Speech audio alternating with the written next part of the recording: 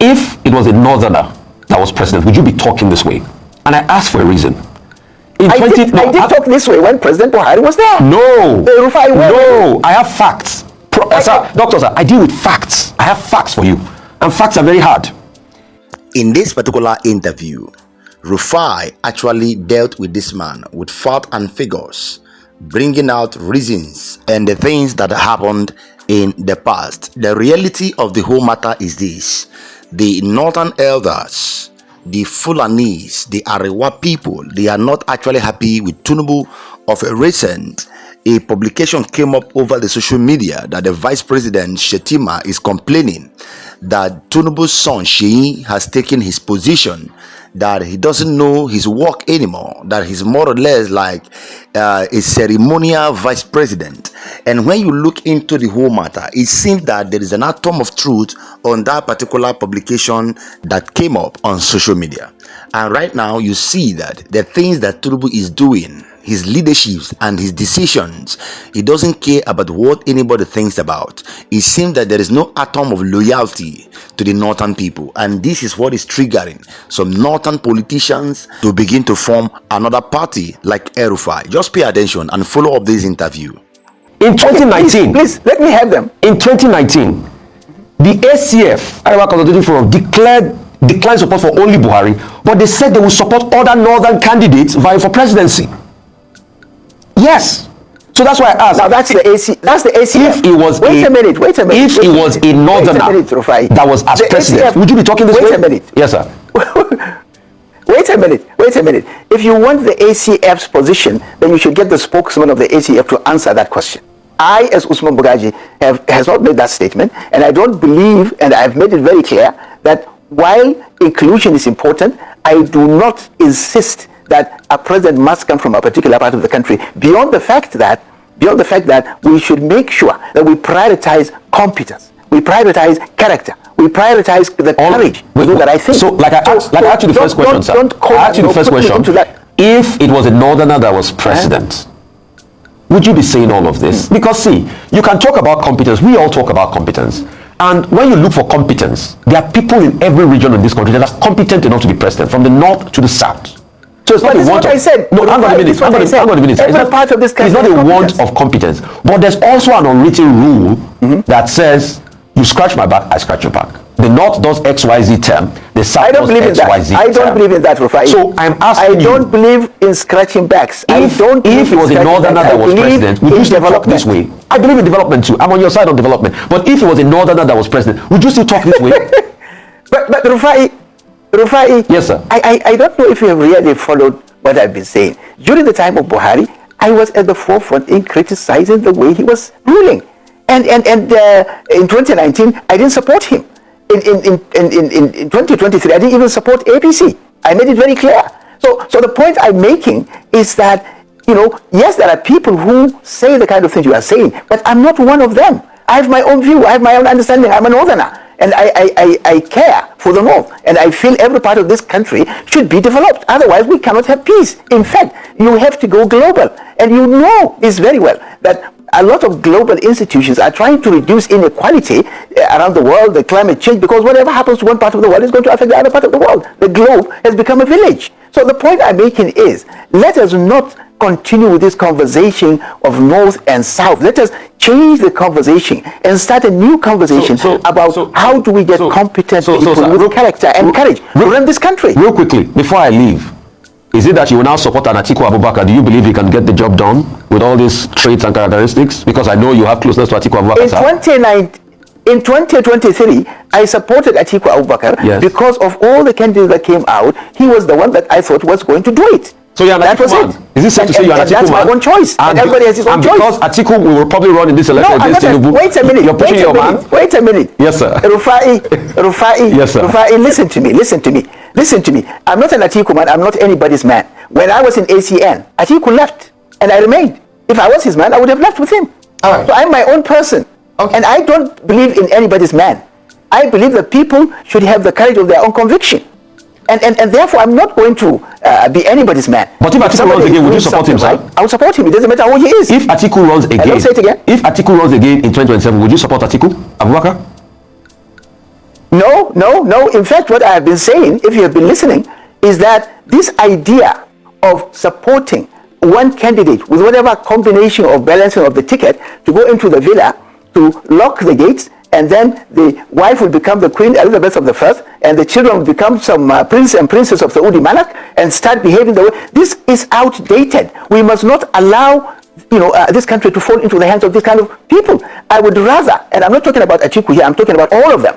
I would rather we do a collegiate leadership where we get the best and the brightest, and there are a lot of them in this country, to come forward and salvage their country. That's my view. Thank you very much. And I've expressed this view openly in so many places. All right, thank you. I'm not going to support someone because he has been an old politician who has been around for some time and then a combination of... I am not. I've made this point very clear. All right.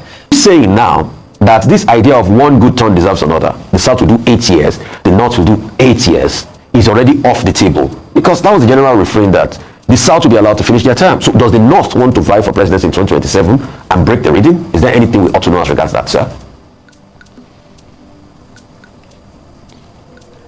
Well, Rufai, I think this is a very familiar conversation in the last 25 years. But I think so much has changed that that kind of conversation is actually outdated. Yes, politics is about popular participation. Yes, inclusion is very important. Yes, people need to make sense or have good reasons to be able to participate. But I think what has happened in the last 25 years is the fact that we have tried these kind of models of North and South and this and that, and the country is only going down the drain. So I think it is time to start a new conversation, to start rethinking how can we have democracy with development. We're having democracy with all these things of North and South and East and West and whatever you have, and the country is not developing. If anything, it's actually de-developing. It is going down the drain. All the indices of development are, taking a nosedive. So I would rather say, while yes, it's important that we recognize and every part of this country and become inclusive, but I think we will be losing out on the challenges that are facing us if we continue with all the problems we have to start talking about North and South. I would rather be part of a new conversation that's, start thinking about what team do we require that can fix this country that is about to break down, that is about to be run aground by reckless and irresponsible politicians who have held power in the last 25 years. And they are not ashamed of the fact that they have not performed well. And they are still talking about, ambitions. Everybody has an ambition to be this, ambition to be that. People are talking about their turn and their turn. And what have you done with those turns? You are destroying this country. We can't continue with these kind of conversations. Yes, like I said, we have to recognize everybody, we have to include everybody, we have to consult. But this should not deteriorate to a level where we start looking at turn-by-turn kind of presidency, or we start looking at this, or become fixated with this formula of North and South, and some people say, oh, this tribe has not had its chance, so they have to have their chance. Okay, those tribes who have had their chance, what have they done? So is it a tribal matter in the 21st century? Please. All right, thank you so much, Dr. Baguji. But my immediate question to you is, why now? I don't think you were this fervent, or the ACF was this fervent when it was said to be the turn of the North. And I believe this concept of turn by turn was done in such a way as to ensure that everyone in Nigeria is well represented. Why is it that it's now that it's the turn, let me use the word, of the South, that the Northerners realized that, or at least the Ara Consultative Forum realized that it shouldn't be turn by turn, it should be by who ought to be there. And I want to ask you if you agree with what the National Publicity Secretary of the ACF said. He said that in 2015, and I'm quoting directly, we were sold a dummy of anti-corruption. We were sold a dummy of many things, and people have realized that it wasn't true. Do you agree with this statement that in 2015 you were sold, what could he be said in his words, as the dummy of anti-corruption? Yeah, it's a little better than last time. Okay, I'll try to project my voice so you can hear me a bit clearer. I asked you in summary, just asked you questions around why now? Why didn't you express this position when the North benefited from the turn-by-turn arrangement? And I believe that turn-by-turn arrangement came about as a result of making it fair and equitable so that at least Nigeria is represented at that national level. Why now? Why is it now a bad idea? Okay. For me, this is not the first time I started talking about it. I talked about it from 2019 through to 2023. Before then, even from 2015, I have consistently said Buhari's presidency was a disaster. And there are so many other ways that, things that he did by, putting too many Northerners in the security sector for no benefit at all from the North. And I thought Buhari's experience is itself sufficient evidence that this idea of putting somebody from one part of the country to become president doesn't really work. It doesn't make sense. Because what do you want him to do? To favor his own part of the country and to abandon others? This is very naive, to say the least.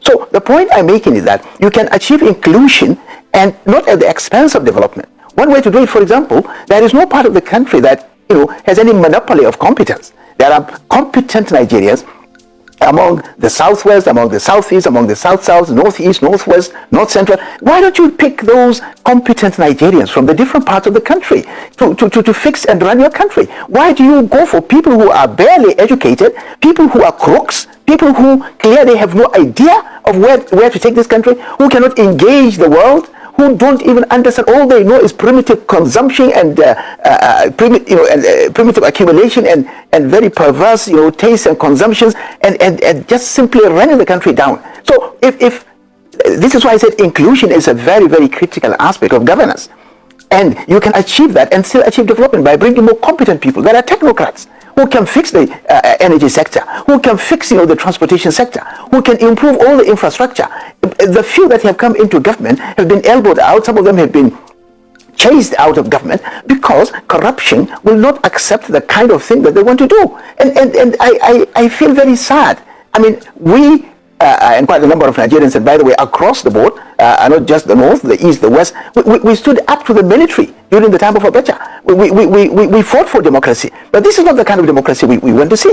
We want a democracy that takes cognizance, of competence and recognizes knowledge in the 21st century as the greatest capital and try to mobilize. And Nigeria has a lot of these talents, has a lot of competent people. Why don't we bring them into governance? Why don't they lead the process? Why do we need some politicians who don't understand the world in the 21st century, who have no record of doing anything competent anywhere, and all their life is life of sleaze and corruption, and because they've accumulated money through those corrupt practices, then they buy everybody off, and now we have a National Assembly that is literally for sale. Only money. I mean, they cannot stand up to the president on anything. And so this is the point. I think we have to change the conversation because we need a new narrative, and we have to be constantly aware. And I keep repeating this fact that 2030, just another 5 years from now, we're going to be 300 million. Already today, we have more than 33 million people on the verge of starvation. These are United Nations bodies that are quoting these figures. We have a deficit in grains alone for last year, more than 30 million metric tons.